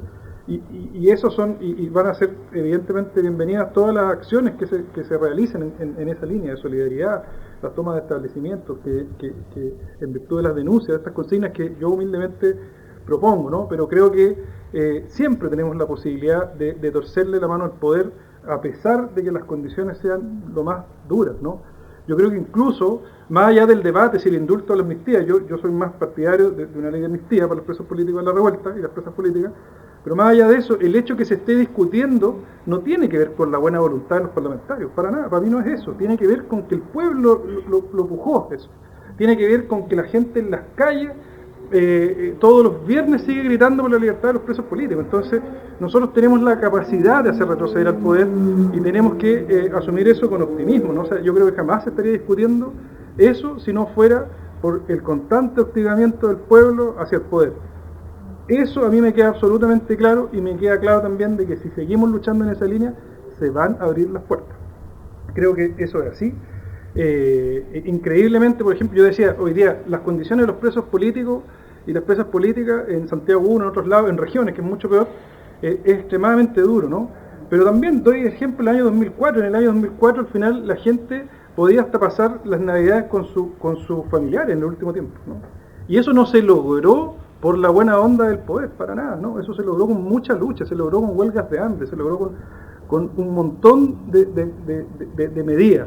Y a pesar de que se veía lo más duro, se logró retroceder el poder. Por ejemplo, el penal de máxima seguridad de Santiago, lo primero que hizo respecto para los prisioneros políticos subversivos aquel año, le instauró locutorios. Esos locutorios nunca se usaron. Los familiares nunca estuvieron dispuestos a usarlos. No lo usaron porque inmediatamente afrontaron una lucha respecto a ese sistema que era miserable respecto al contacto mínimo que un prisionero tiene que tener con su familia. Y lograron a la larga que nunca se aplicaran. Y ahí están tirados todavía. Y eso es un ejemplo de como pueblo, cómo podemos romper las barreras. Eso es un ejemplo, es un testimonio vivo en esa cárcel, de que uno puede sentarse y ver aquí esto nunca se aplicó, y eso gracias a los prisioneros y prisioneras políticos. Lo mismo puedo decir del pueblo mapuche, ¿no? El pueblo mapuche también ha conquistado enormes cosas en esta lucha contra la represión. Yo humildemente en algunas partes he podido colaborar con eso, en algunos juicios grandes de allá en el sur, y me acuerdo perfectamente haber conmemorado un ritual indígena ahí en el penal de Angol con un montón de gente, familiares y todo, y eso se dio gracias también a la lucha que ellos han dado allá. Y entonces, evidentemente ellos las primeras veces que llegaron a las cárceles los patearon, los torturaron, muchas cosas, pero lograron construir un espacio. Y yo creo que eso siempre se puede. Y lo último para terminar en eso, en relación al pueblo mapuche, una de las cosas muy bonitas que por lo menos yo pude apreciar es que la lucha contra el poder, la lucha por la libertad de sus prisioneros políticos siempre está incorporada en la cotidianidad de ellos mismos. Es decir, a mí me tocó ir para allá, por ejemplo, varios meses en juicios largos, y podía ver que la misma persona que estaba preocupada de cómo se iba a trabajar la trilla de manera colectiva, era la persona que al otro día tenía que ir a la cárcel de Angola a ver a sus prisioneros políticos, que tenía que ver a su vez con distintas consignas. Yo creo que lamentablemente vamos a sufrir el tema de la presión política por más tiempo, eso está claro, más allá incluso que lideremos a nuestros compañeros de la revuelta, a nuestras compañeras, pero si lo hacemos, si asumimos en la cotidianidad de la lucha, la radicalidad, la necesidad de no olvidar a aquellos que son privados de libertad por motivos políticos, yo creo que vamos a seguir rompiendo las barreras, no me queda de duda, y creo que está la contratación histórica con los elementos que les digo yo, y van a haber muchos ejemplos más. Yo creo que incluso vamos a tener la capacidad de que gran parte de las condenas que se den en este contexto de la revuelta no se apliquen a nuestros compañeros y compañeras. Y es un deber también eso. Gracias, compañero. Aplausos. Bien, mira, vamos a ir cerrando, a no ser que alguien quiera hacer una intervención más, pero yo voy a dar algunos anuncios de lo que nos queda como parte de la campaña por una nueva primavera de los pueblos en lucha, mientras les pido a cada uno de las y los panelistas acá presentes que en un minuto sueñen cómo se imaginan la unidad del pueblo. Una cosa simple, ¿eh? Sí. Soñar un ratito. Por mientras nosotros continuamos con la campaña. El mes de octubre se está organizando ya para el 10 de octubre marcha en distintos lados, digamos, a propósito de nuestros pueblos, digamos, originarios. Vamos a continuar con las pegatinas, digamos, de nuestra campaña, especialmente en una campaña relacionada con la consigna, la lucha de los pueblos en América Latina. Estamos buscando todas las unidades posibles y esto dejamos inmediatamente el aviso, digamos, de poder encontrarnos con todas las organizaciones populares, colectivos y referentes, digamos, para impulsar con fuerza el segundo aniversario, ¿no es cierto? Pero más que la conmemoración, transformarlo en un día de lucha, el 18 de octubre, el 19 de octubre en algunas partes también. Para ello estamos buscando todas las unidades posibles para que efectivamente se lleve adelante esto. Y ya el 30 de octubre, como es que se cierre nuestra campaña, se cierra con la exposición pública, ¿cierto?, de una discusión que estamos en curso, digamos, dentro del referente político social, en todas sus organizaciones y asambleas. Entonces ahí vamos a exponer públicamente algunas ideas de lo que creemos nosotros puede ser y ayudar a resolver la problemática del pueblo, y nosotros le hemos denominado nuestra plataforma de lucha. ¿Ya? También se va a cerrar también con el reconocimiento a los compañeros y compañeras que a lo largo del territorio han participado el octubre entre ciertas palabras. Eso nos queda un poco de actividades durante octubre y bueno, cerrar y agradecer la presencia de los compañeros y compañeras acá, también los que estuvieron en forma remota. Y bueno, les dejé plantear un poco la tareita de un minuto de soñar con cómo se imaginan la unidad de nuestro pueblo, y con esto cerramos el debate. No sé quién quiere empezar. Nicolás. De aquí para allá. Uy, está difícil la pregunta, ¿Sí? pero bueno, es motivante. Yo creo que me la imagino con demandas concretas. Creo que todas las personas que han participado de este panel tienen experiencias concretas de lucha. Uno sabe realmente cuáles son los enemigos, cuáles son las consignas. Me imagino que el compañero de la vivienda, claro, sabe con qué se enfrenta la gente de las asambleas territoriales, nosotros también y nosotras en la línea antirrepresiva, y me la imagino justamente uniendo esas luchas con humildad, con transparencia y luchando también contra lo que este sistema de dominación también nos ha incorporado a nosotros y a nosotros, ¿no? Luchando contra el patriarcado, luchando contra el racismo y todas esas cosas. Creo que podemos lograr muchas cosas. Muchas gracias, compañero. Bueno, primero agradecer la invitación, la instancia. Bacán volver a la presencialidad de este tipo de discusiones. Creo que ya estábamos chatos todos de la virtualidad. Creo que se rutinizó y hay que pasar a esto de la presencialidad, quizás con las medidas necesarias, pero eso, como que se multipliquen más estas iniciativas. En segundo lugar, como organización, dar el aviso o sea, más que el aviso, como hacerle la publicidad para que nos sigan en redes sociales, Movimiento Solidario Vida Digna, Facebook, Instagram. Y si alguien quiere participar con nosotros, obvio que nos contacte o que se acerque para si se quiere motivar con nosotros. Y respecto a la pregunta, la verdad nunca me la había preguntado, incluso antes del estallido. Yo creo que era un sueño para todos nosotros lo que sucedió. Y allí, más que soñar, o sea, obvio que es un sueño, pero me gustaría como volver hasta el 12 de noviembre, no sé si se acuerdan, esa huelga general que hubo así masiva. Yo creo que no había una así desde los 80 o quizá antes.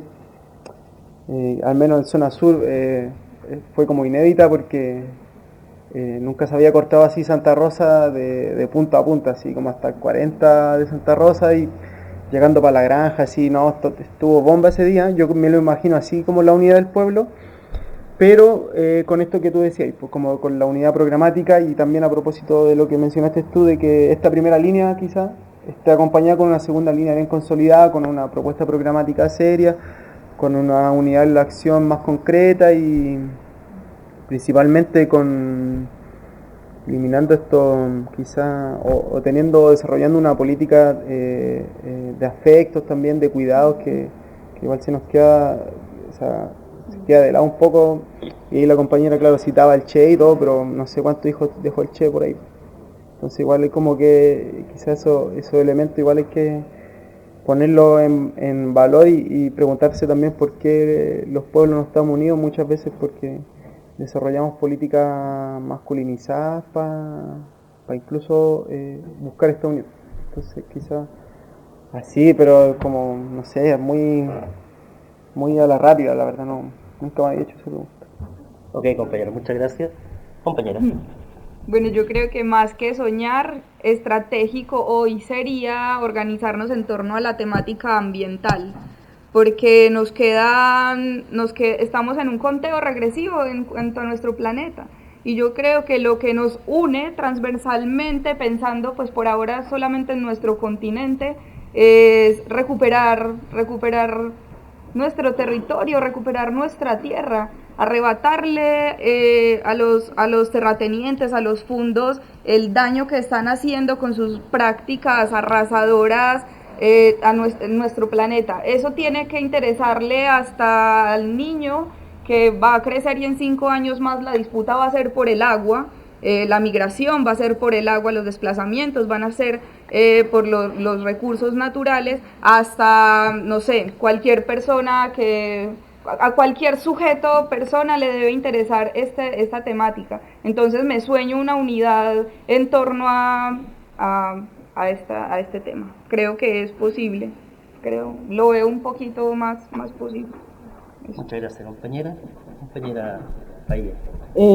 Tampoco me había hecho la pregunta y me la respondo de forma bastante parecida a lo que dice Diego, exceptuando la parte del Che,